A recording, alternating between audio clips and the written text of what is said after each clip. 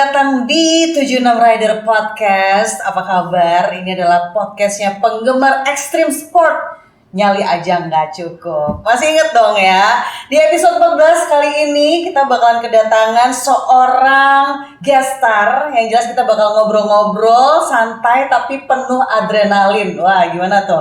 Coba kita lihat. Kali ini kita akan kedatangan tamu yang keren banget. Namanya ini pasti udah nggak asing lagi di dunia motocross pastinya ya. Dia ini cluenya adalah dia sering dijuluki si kuda terbang. Weh, keren banget.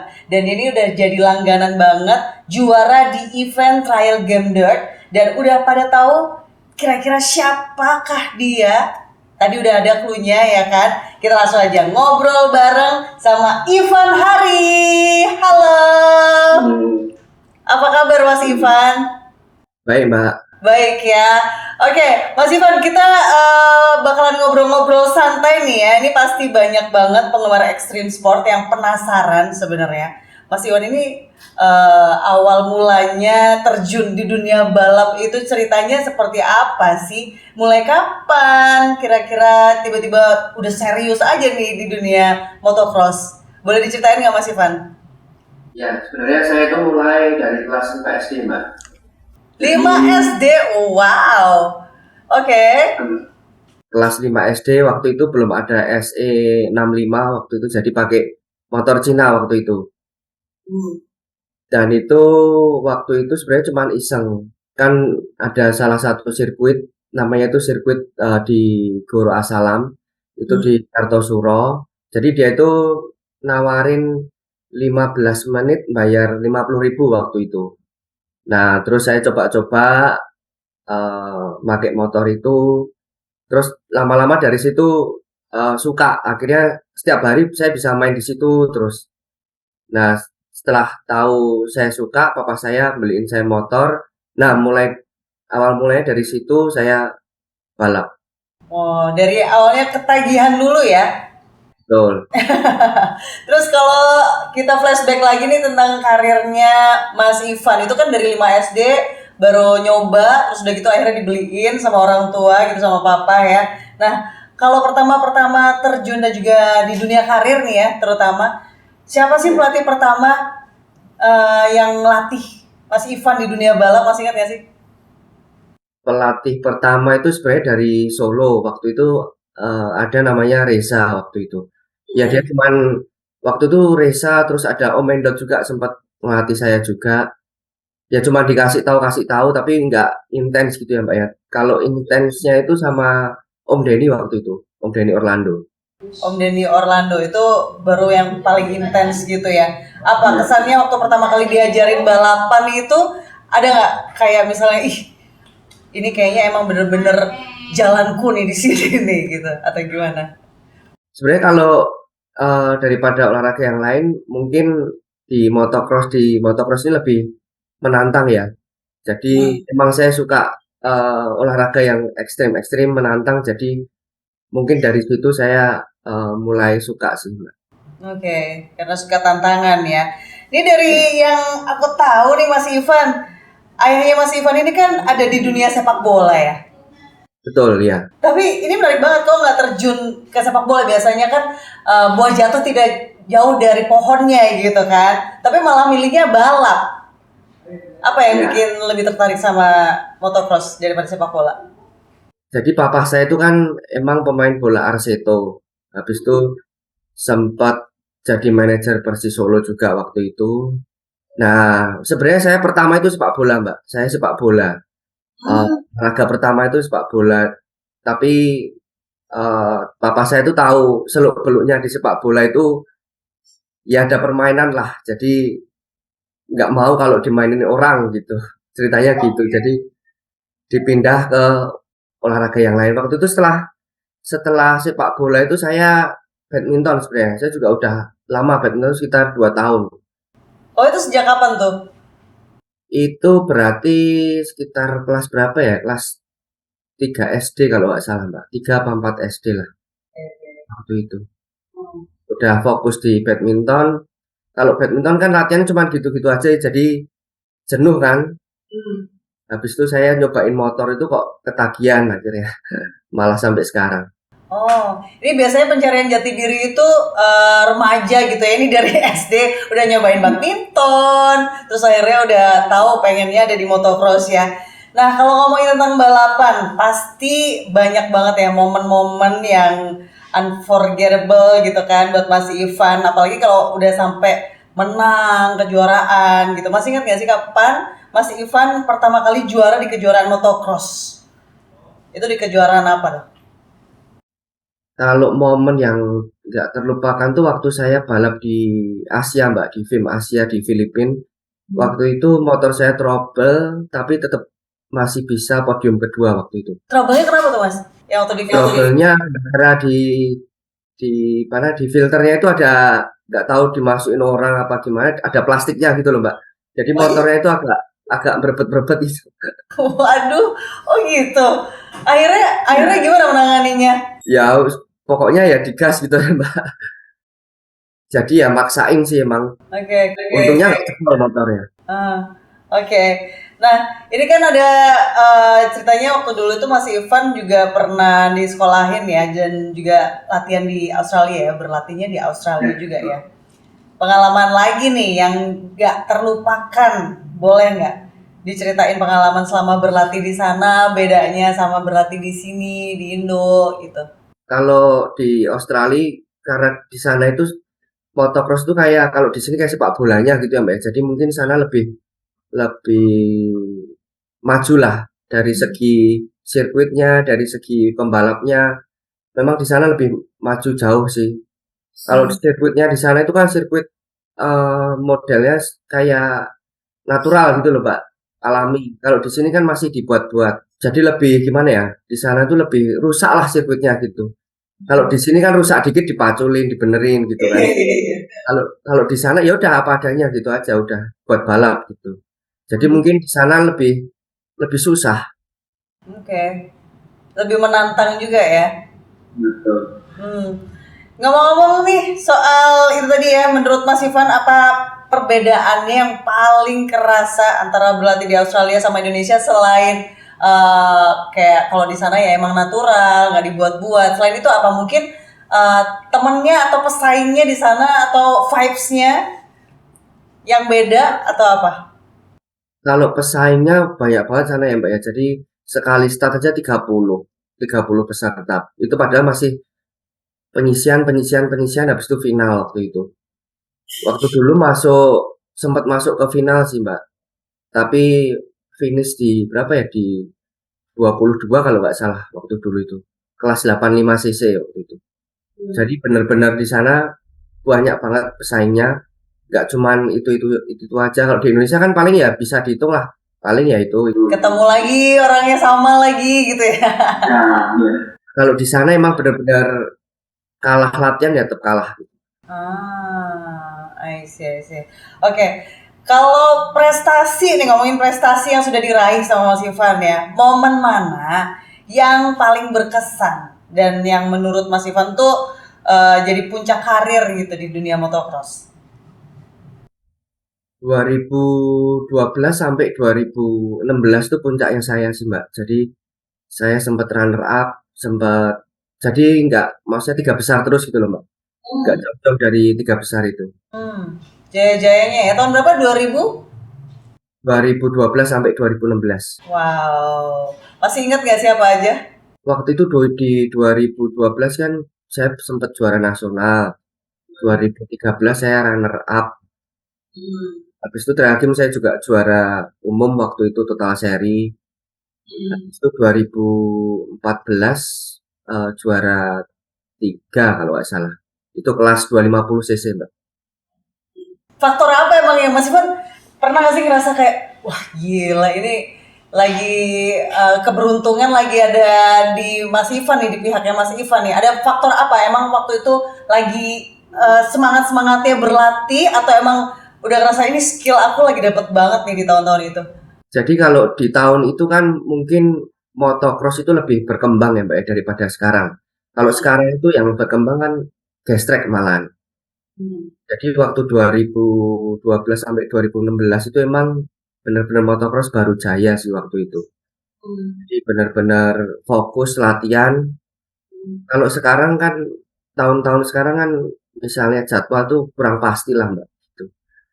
Jadi saya sempat berhenti motocross itu tahun 2019-an sempat sempat off, Sempat vakum ya?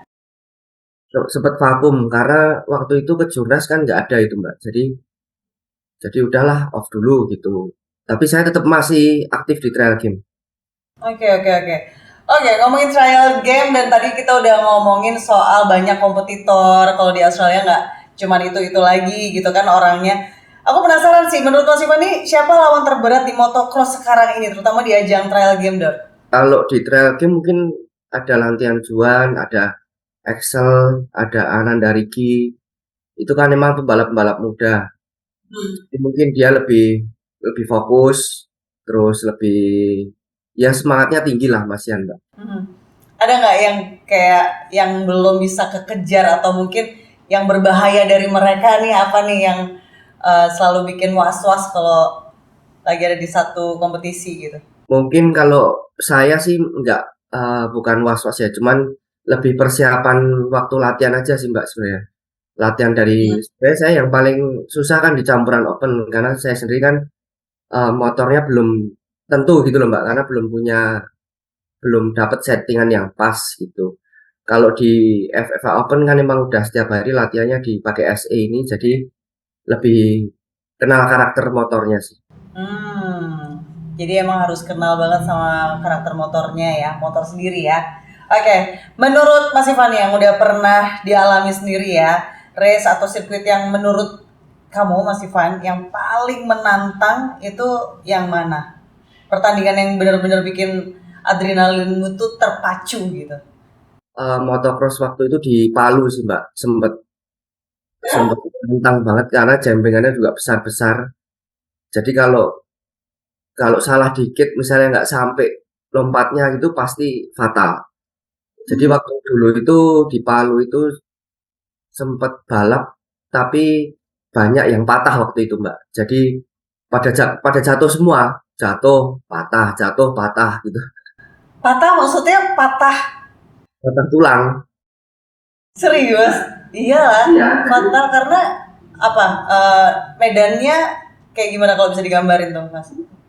Jempingannya itu jempingan patah. Jadi kalau bisa double gitu, doublenya itu patah-patah gitu loh Pak. Kalau sekarang kan tengahnya masih masih ada, jadi kalau nggak sampai pun masih aman gitu. Tapi di Palu itu emang benar-benar serem waktu itu sirkuitnya. Hmm. Tapi mau lagi ya kalau kedapatan yang kayak gitu macam begitu. Iya mau Mbak. Kalau pembalap harus apapun harus tetap sirkuitnya kayak apapun ya harus tetap balap gitu. Harus dihadepin ya, mau ya. Mas Ivan, Ya, nah ada nggak nih satu balapan atau kejuaraan ya yang menurut kamu tuh paling menantang, tapi juga bikin kamu tuh ngerasa berkembang banget sebagai rider di situ? Ada nggak? kalau sirkuit atau maksudnya masyarakatnya yang pembalap-pembalapnya yang bikin maju gitu, mungkin lebih di Australia sih Mbak. Itu bakal berkembang sih kalau kalau latihan di sana. Misalnya latihan 2 bulan, 3 bulan pasti di Indonesia cepet maju karena sparringnya kan di sana lebih banyak Mbak. Hmm. Hmm. Menurut Mas Ivan apa yang harus diadop nih dari Australia untuk yang ada di Indonesia? Lebih ke teknik-teknik beloknya Mbak. Jadi emang beloknya sana sama sini itu kan beda. Kalau sana kan dia emang udah jalur-jalur gitu loh Mbak. Jadi beloknya. Kalau di sini kan dibikin kayak Berman gitu. Jadi kalau di sini kan dienakin banget gitu loh Mbak. Kalau di sana kan emang benar-benar murni terjadi Berman sendiri gitu. Itu ya yang mungkin harus diadop ya. Karena juga sirkuitnya kan rusak. Jadi tangannya lebih kuat sih Mbak. Oke, oke, oke, oke. Nah, ini kalau ngedengerin ceritanya Mas Ivan ini seru banget ya kan, apalagi dengan pengalamannya di dunia balap. Pasti banyak juga anak muda yang terinspirasi sama perjalanan karirnya Mas Ivan, apalagi dari SD gitu kan. Tapi sebelum kita lanjut ke topik berikutnya nih Mas Ivan ya, gimana kalau sekarang kita ajakin Mas Ivan buat main games dulu. Jadi aku tuh punya potongan gambar puzzle gitu Mas Ivan, dan tugasnya Mas Ivan adalah menebak gambar apakah itu. Nah, nanti Mas Ivan ini boleh minta kita untuk membuka satu persatu. Tapi harus cepet nebaknya ya. Nebaknya harus sebelum puzzle-nya terbuka semua. Oke? Gampang. Nggak usah takut. Gampang banget. Oke, udah mulai ya.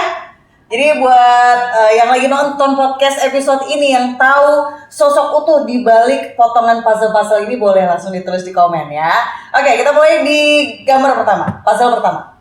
Nah, ini masih kelihatan helmnya doang nih, Mas Ivan. Apakah sudah bisa menebak siapakah sosok di balik puzzle ini, puzzle pertama ini? Sudah nih Mbak, udah tahu saya Mbak. Serius? Cuma kelihatan helm doang? Iya. Oke, coba tebak. Siapakah dia? Ananda Riki ya Mbak. Ananda Rigi, betul. Gila, keren. Ini masih puzzle pertama. Kita coba puzzle kedua. Apakah Mas Ivan sesakti itu? Oh, ini kayaknya gampang juga nih ya. Bisakah langsung menebak Mas Ivan siapakah sosok di balik? Iya, Zidane ini Mbak. Zidane. Betul. Coba kita lihat. Keren. Kemudian kita lanjut ke puzzle ketiga ya. Kurang susah nih. Puzzle ketiga. Boleh minta dibuka satu-satu kok, yang lainnya boleh. Stangnya mungkin atau apanya gitu. Udah bisa nebak nih ya? Lantian Mbak. Jawabannya adalah betul, Lantian Yuan. Betul. Lalu ini masih ada 15 puzzle lagi sih Mas. Kebanyakan yang enggak dong. Oke, puzzle keempat. Coba tebak siapakah dia? Asep Lukman. Asep Lukman, betul. Kok dia bisa semua sih, iyalah ya. Yang terakhir, yang kelima. Coba kita lihat. Excel ini Mbak. Excel, betul semua lagi. Yes, selamat Mas Ivan. Ini semua pasti teman-temannya semua pasti hafal nih ya. Lima-limanya bener loh Mas Ivan. Lihat dari apanya? Dari nomornya ya? Dari nomornya udah tahu sih Mbak. Terus dari wajahnya udah kelihatan sih ya. Ya kan? Oke. Seru banget. Tapi ini nggak ada hadiahnya Mas Ivan. Hadiahnya mau dikirimin kopi sih sebenarnya. Tapi nggak ngopi ya. Oke, by the way, jangan lupa nih buat kalian subscriber YouTube channel 76 Rider dan juga yang suka ngedengerin podcast-podcastnya 76 Rider, aktifin notifikasinya ya. Jangan lupa juga untuk subscribe biar kalian tidak ketinggalan ada apa aja konten-konten gokilnya dari podcast 76 Rider, termasuk podcast-podcast keren kayak episode kali ini. Oke, dan buat yang lebih suka dengerin sambil ngegas di jalan, sambil nyetir, pulang kerja, berangkat kerja gitu kan, kita juga ada di Spotify, jangan khawatir ya. Jadi pastikan kalian stay tune terus di podcast lewat YouTube, di podcast lewat Spotify juga ada. Oke, balik lagi ke Mas Ivan nih ya. Mas Ivan, aku pengen tahu nih, untuk menunjang performa dari seorang Ivan Hari di lintasan ya, modifikasi atau peningkatan apa aja sih sebenarnya yang paling penting dilakukan di motor kamu? Kalau aku lebih ke knalpot, terus pengapian, paling cuma itu aja sih Mbak. Karena kalau di SE itu kan udah emang buat kompetisi, jadi nggak perlu kita rubah-rubah lagi. Emang udah kencang dari sananya. Kalau motocross mungkin lebih ke teknik kita sendiri sih Mbak. Jadi walaupun motornya kenceng, tapi kita nggak bisa ngendaliin juga percuma. Lebih ke skill ya. Oke. Kalau selain skill, seberapa besar sebenarnya pengaruh setting atau upgrade motor ke performa Mas Ivan di lintasan? Sebenarnya kalau pengaruh, kalau skill kita udah menunjang sih sangat pengaruh sih Mbak. Jadi mungkin ya dibilang pengaruh juga pengaruh banget. Bilang tapi kalau skill kita kurang juga itu malah nyusahin kita sendiri. Jadi kita kebawa motor malah bisa berakibat fatal.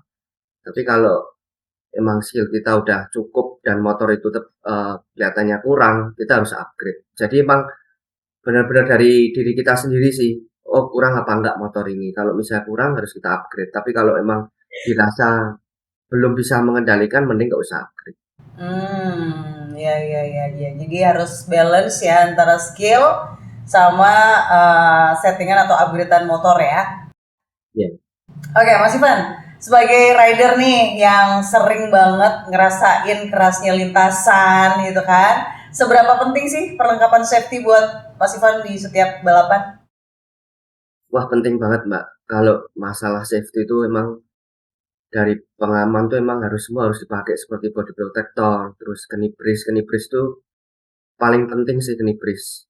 Sepatu juga, ya semua penting sih Mbak, nggak ada yang nggak penting karena kita nggak tahu apa yang terjadi di lintasan. Bisa jadi kita amit-amit ketabrak, apa kita jatuh sendiri kan kita nggak tahu. Jadi memang harus pakai ya, jadi itu ya penunjang kita supaya selamat juga ya, Mas ya? Ya, sudah buat SOP-nya. Oke, nah kan sekarang tuh teknologi safety gear itu kan juga makin canggih ya, Mas Ivan ya? Ya.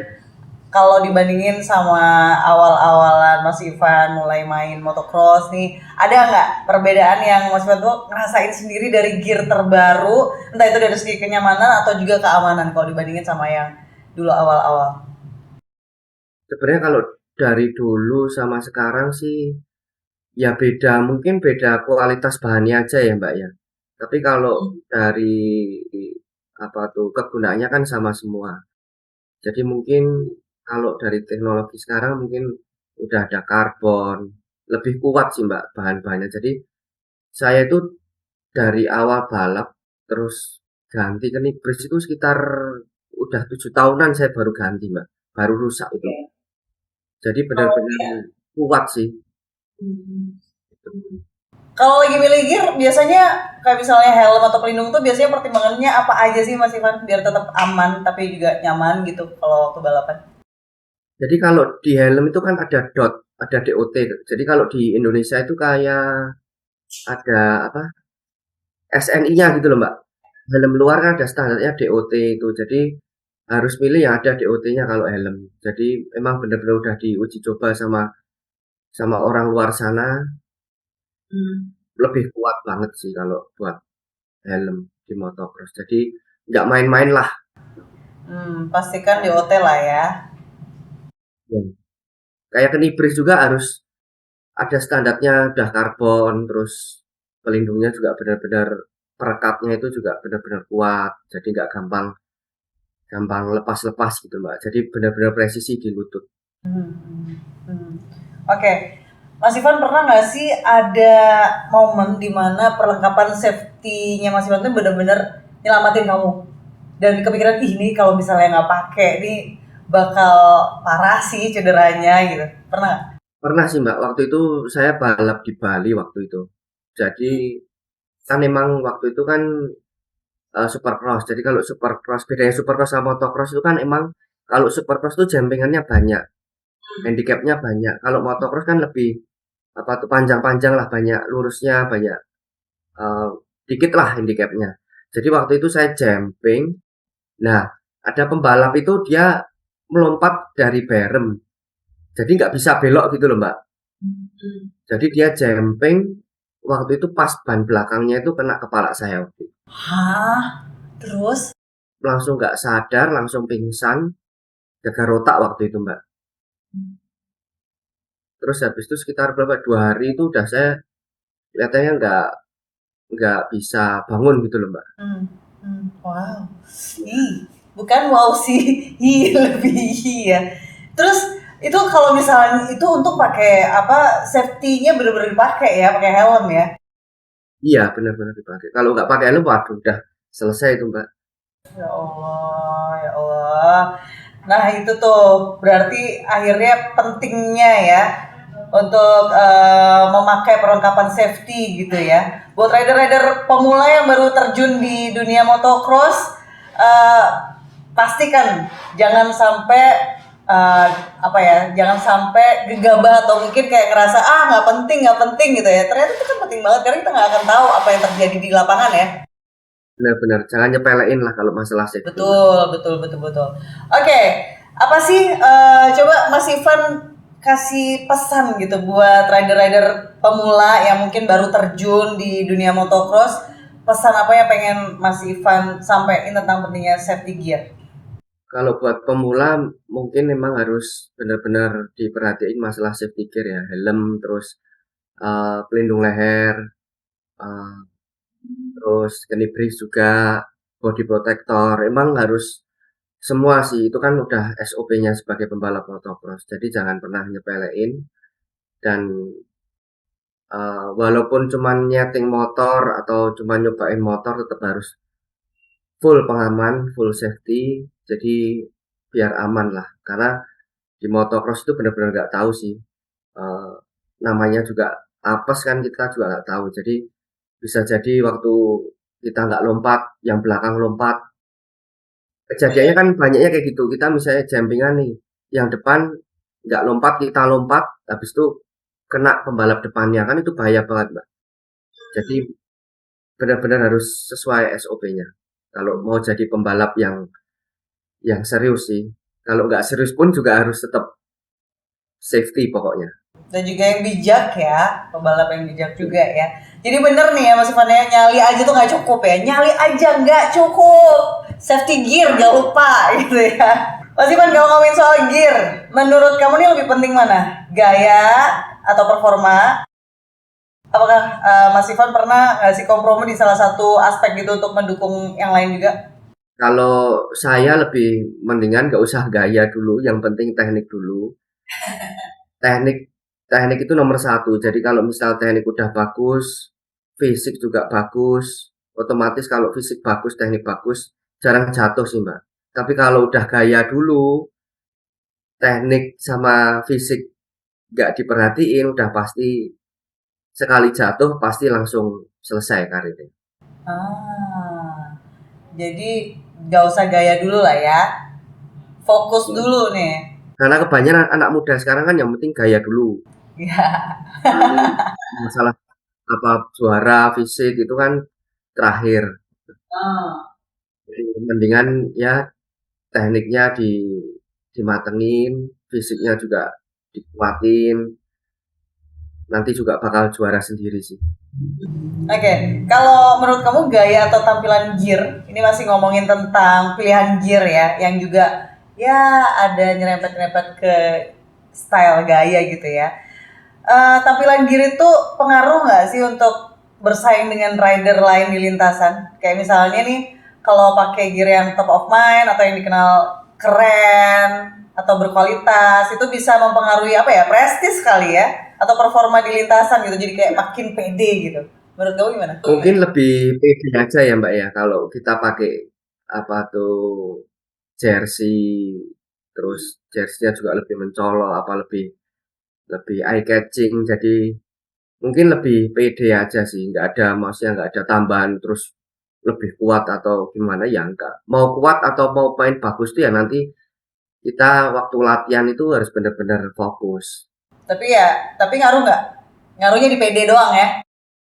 Nah, ngaruhnya kalau kalau aku pribadi ngaruhnya paling cuma di PD sih. Tapi ya kalau PD itu kalau orang balap udah PD pasti hasilnya juga bagus sih, Mbak. Oke, oke. Tapi kalau Mas Ivan sendiri ini ada brand atau tipe perlengkapan yang jadi andalan nggak sih? Yang dari dulu selalu dipakai yang bikin lebih percaya diri di lintasan? Kalau saya kan sebenarnya saya itu produksi jersey set sendiri, Mbak. Jadi jersey sama celana sendiri. Jadi saya pakai brand saya sendiri sih, Mbak. Oh, itu lebih bikin pede sih ya. Iya, jadi awal awal saya nikah itu saya udah punya brand sendiri, Mbak. Jadi emang saya sebenarnya benar-benar pengen bikin untuk saya sendiri kan. Jadi pengen punya stiker buat motor sendiri, punya jersey set jersey sama celana sesuai desain saya sendiri. Jadi ya akhirnya berkembang, terus punya produk sendiri, akhirnya diperjualbelikan. Oke, boleh dong kasih tahu apa tuh namanya? IM Produk. IM Product. Oke, jadi buat mungkin yang ngefans juga sama Ivan Hari boleh lah ya.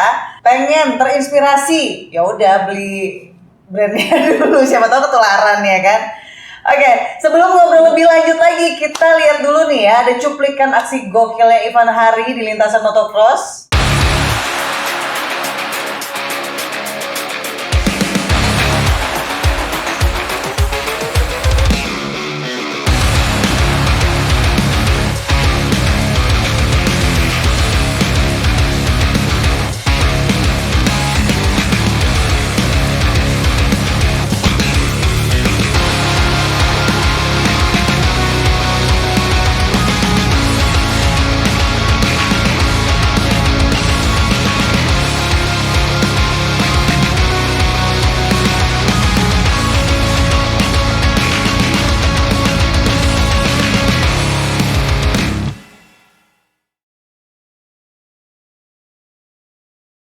Mas Ivan, ini belakangan ini kan motocross ini kan makin populer ya di berbagai negara gitu kan. Nah, menurut Mas Ivan sendiri, gimana perkembangan motocross secara global? Terus ada nggak sih dampaknya buat rider-rider dari Indonesia? Dampaknya ada sih Mbak, karena kemarin saya sempat lihat di postingannya Ananda Rigi itu ada India Supercross apa gimana gitu. Jadi mungkin di Asia juga udah mulai berkembang ya motocross. Jadi kita kayak di Thailand juga banyak, terus di India juga udah mulai bikin. Jadi mungkin orang Indonesia juga bisa balap di luar buat pengalaman sih Mbak. Hmm. Oke, jadi perkembangan motocross ini berdampak juga ya buat rider-rider di Indonesia ya. Dengan makin berkembangnya motocross di dunia kayak yang kita barusan obrolin ini, ada nggak menurut Mas Iman tuh peluang besar buat rider-rider Indonesia untuk juga bersinar gitu di kompetisi internasional? Kalau kita mungkin lebih ke Asia dulu ya Mbak ya, ke kejuaraan Asia dulu. Soalnya kalau di kayak ikut MXGP gitu, kita masih terlalu jauh sih Mbak kelasnya. Jadi mungkin lebih ke Asia dulu. Asia kan Thailand juga bagus. Kalau udah Thailand, habis itu Australia itu juga bagus-bagus Mbak. Habis itu Jepang itu juga bagus. Jadi mungkin kalau di Asia mungkin antara Thailand, terus Australia sama Jepang itu. Kalau buat pengalaman ya. Tapi kalau untuk kita internasional ke MXGP itu masih terlalu jauh lah. Gapnya kita sama dia itu terlalu jauh. Ya harus step by step lah ya. Tapi apa yang harus Ya, ditingkatkan ya Mas? mungkin lebih banyakin main ke Asia dulu Mbak sebelum ke MXGP ya. Soalnya orang Australia itu ikut MXGP, yang nomor satunya Australia ikut MXGP itu juga kalah di sana Mbak. Jadi emang kalau MXGP kan emang udah ibarat factory semua lah. Jadi factory itu ada maksudnya kayak KTM, kayak Honda. Jadi mereka benar-benar support pembalap yang benar-benar bagus gitu Mbak. Oke, oke. Kalau ini agak ya melenceng dikit ya. Sejauh ini ada nggak sih Mas Iwan dukungan dari pemerintah gitu buat para atlet motocross Indonesia yang pengen bersaing di kancah internasional? Kalau dulu zaman saya nggak ada ya Mbak ya. Jadi saya dulu pernah disupport sama Pak Jokowi waktu itu, tapi masih jadi wali kota Solo. Tapi ya cuman sekedar, maksudnya bukan finansial ya, cuman support omongan aja sih Mbak. Moral. Ya, jadi ya cuman gitulah Mbak. Kalau dari pemerintah sih sampai saat ini mungkin belum ada. Oh, belum ada ya? Kayak kita balap ke Asia, kayak dulu balap ke Australia juga kan saya disupport sama eh, tim pabrikan. Jadi dari pemerintah pun nggak ada support sama sekali. Oke, oke, oke, oke. Kalau misalnya Mas Ivan bisa ngomong nih, pengennya disupportnya itu dalam bentuk apa Mas? Dari pemerintah untuk yang dibutuhkan gitu. Yang pasti dari finansial ya Mbak ya, karena kita kan kalau balap keluar kan pasti sewa motor, terus habis itu sewa mekanik, terus sewa transportasi juga. Kan memang butuh butuh modal banyak gitu loh Mbak. Sedangkan kita balap bawa bendera Indonesia gitu. Kalau juara pun tetap Indonesia Raya kan. Kalau dari pemerintah nggak ada sama sekali kan sangat disayangkan. Ya semoga nanti ada dari pihak pemerintah ya yang nonton podcast 76 Rider ini terus langsung nih gitu. Oke, Mas Ivan secara pribadi apa sih targetnya Mas Ivan atau impian terbesar yang pengen banget diraih dalam waktu dekat, baik apa ya di dalam ataupun di luar dunia motocross deh? Sebenarnya saya masih pengen balap Asia lagi sih Mbak. Sempat kemarin juga bilang sama Mariachi kemarin, mana ya kalau balap Asia aja nggak usah di Indo gitu. Oke. Di Indo kan sekarang motocross ini kayak kejuaraan nasionalnya kan nggak jelas. Kebanyakan kan gestrek sekarang Mbak. Kalau di Indonesia. Oh iya. Ya kalau gestrek itu kan motor-motor harian bebek-bebek gitu loh Mbak. Kan bukan special engine. Kalau dulu kan zaman saya 2012 sampai 2016 itu kan benar-benar ke special engine. Jadi benar-benar apa tuh ada jenjangnya kalau SE itu. Kayak balap MXGP kan semua pakai SE semua, nggak ada yang pakai bebek gitu Mbak. Gitu ya. Rencananya kapan nih Mas? Dalam waktu dekat? Kemarin sih sempat pengen ke Thailand sih Mbak, pengen balap di sana. Oke. Itu yang lagi diincar gitu ya. Iya. Selain balapan, ada nggak target atau proyek lain gitu yang pengen dikejar sama Mas Ivan? Mungkin di bidang lain, sepak bola, badminton.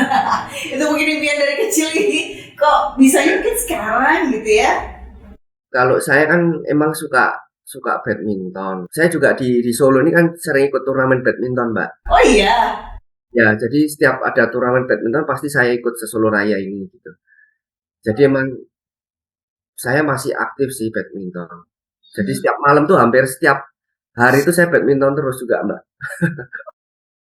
Emang suka ya? Atau emang suka atau memang ada goal sendiri? Emang suka sih, Mbak. Kalau goals emang karena emang udah umur segini kan emang udah telat sih, Mbak.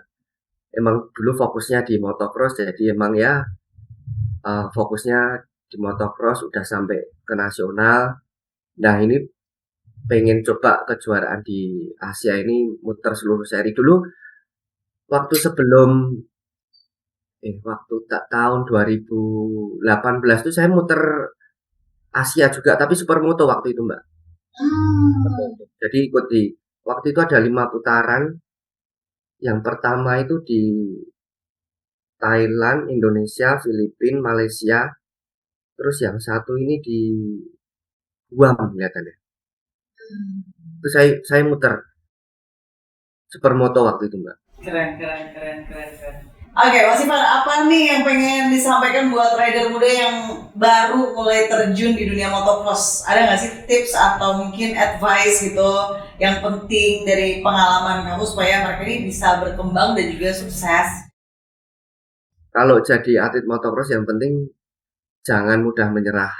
Walaupun jatuh, patah, tetap harus semangat karena itu jatuh itu adalah sebagai pengalaman kita sih.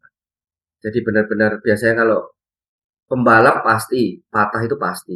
Karena itu maksudnya ya udah resikonya sebagai pembalap. Jadi patah 1 kali, patah 2 kali, kalau mental masih kuat ya tetap harus latihan terus. Gimana caranya biar nggak jatuh, fisik yang kuat.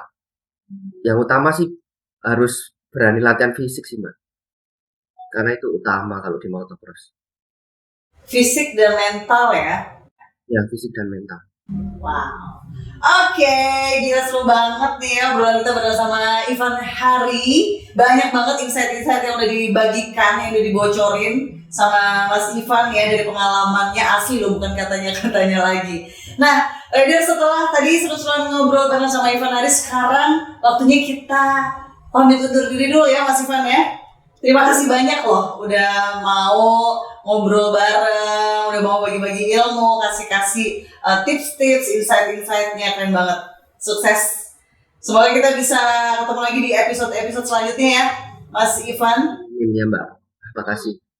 Oke, jangan lupa, jangan sampai kelewatan episode-episode yang berikutnya, karena 76 Rider bakalan balik lagi dengan tamu spesial yang pastinya nggak kalah seru. Pokoknya atlet-atlet ekstrim terbaiknya bakalan muncul di sini ya. Stay tune makanya. Sebelum kita tutup, Riders, jangan lupa aku mau ingetin juga untuk subscribe YouTube channelnya 76 Rider Podcast, dan jangan lupa juga follow semua sosial medianya 76 Rider, ada di Instagram, ada di @76rider.id, dan pokoknya semuanya deh cari aja 76 Rider ya di YouTube, di Spotify, di Instagram gitu kan, di TikTok, semuanya ada. Jangan lupa supaya nggak ketinggalan info-info menarik lainnya. Oke, sampai jumpa lagi di episode berikutnya di 76 Rider Podcast. 76 Rider, nyali aja, gak cukup.